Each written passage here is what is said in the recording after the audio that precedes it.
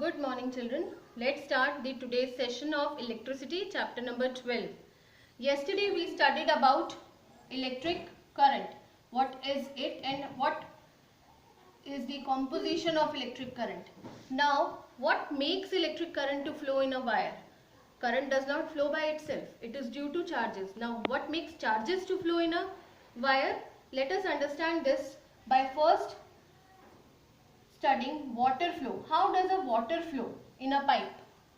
If we have a pipe at higher level and it is being connected to the lower level, what happens? Water automatically flows from high end to lower end because of gravity.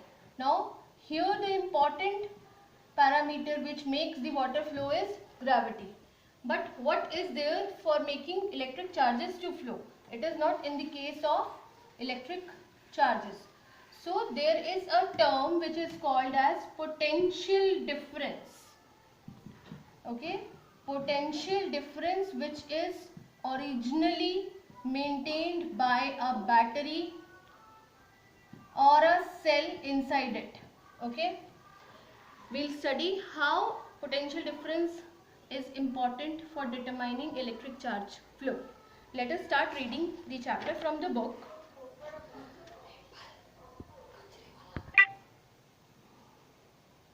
What makes the electric charge to flow?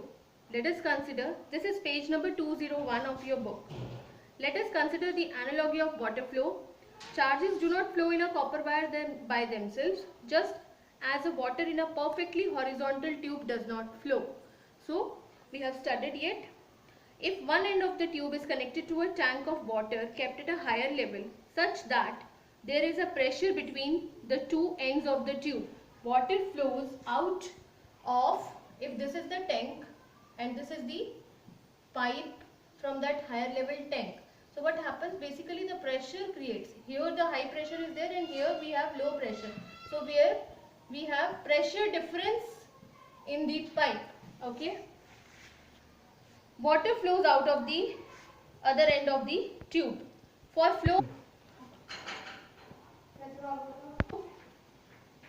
the flow of charges in a conducting metallic wire, let us suppose this is the conducting metallic wire, okay, and fourth cell. So this battery consists of 4 individual cells. From a cell is represented like this. This is first positive battery terminal and this is negative battery terminal. And to make a battery, we have to connect cells in series, back to back. Means positive, negative, positive, negative, positive, negative. This is how. So this end becomes negative in the last. Okay. This positive, negative is called potential. Okay, these are potential, and when they are connected to a conductor, a potential difference is provided by this battery or a cell. So the important parameter is potential difference, which makes the electric current to flow, and this is provided by this battery or a cell. Okay.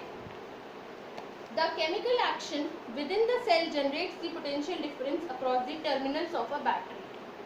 Now, this potential difference is basically due to the chemical action which is happening in the cell. Okay.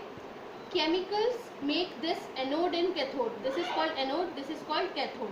It is negatively charged, this is positively charged. And it is due to the chemicals which are present inside the battery. Okay. So the cell generates the potential difference. Cell generates the potential difference across this battery, across this terminals of the cell, even when the cell is not connected to any circuit. Okay. When the cell is connected to a conducting circuit element, the potential difference sets the charges in motion in conductor and hence produces an electric current.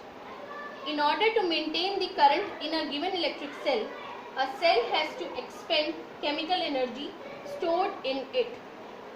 Okay. So always whenever there is a current in a circuit, that means cell is working. Cell is losing its energy. Okay. Then the definition of electric potential difference between 2 points in an electric circuit carrying some work as the work done to move a unit charge from one point to another. Okay. So now we can define electric potential difference as the work done to move a unit charge from one point to another in an electric circuit. Okay. So V is the symbol which defines electric potential difference. W is the work done in moving a unit charge, that is Q. Okay. This electric potential difference has the unit volt, which is named after the scientist. He was a Italian physicist Alessandro Volta. Okay.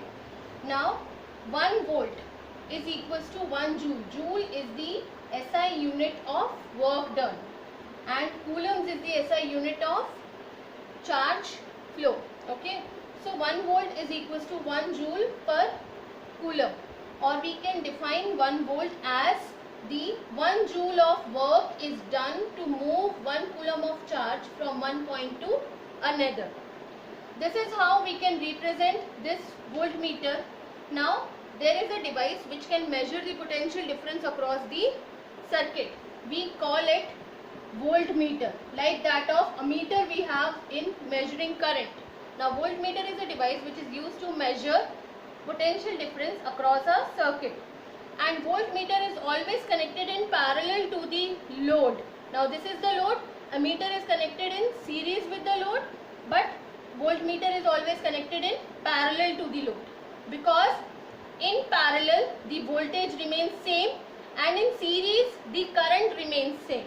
Okay, always remember, this is the most important logic for solving any electric circuit, that in parallel the voltage remains same and in series the ammeter remains, the current remains same.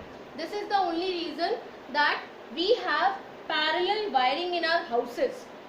Like for example, if a short circuit happens in one room, the whole house wiring is not burnt. Why? Because there is parallel connection. Because like for example, this is the room 1, this is the room 2, this is the room 3, which are all being connected in parallel to the mains. This is the house mains where the supply is coming. This is 1 room, 2 room, 3 room. If there is a fault in first room, so still the second room and third room is receiving the input from the mains, and therefore they are working. Only this is being faulted. So this can be corrected, and again the second and third room will have the proper electricity connections. This is the major application. Domestic house wiring is the major application of this electricity. This you will understand whenever you will complete the chapter. Okay. So for today, your homework is to read electric potential difference, so that you can understand what is exactly electric potential difference. Now the numericals you have to practice from this formula and the earlier formula that we have got, I is equals to Q by T. These are the two formulas that you have to practice in numericals. That's all for today. Thank you very much.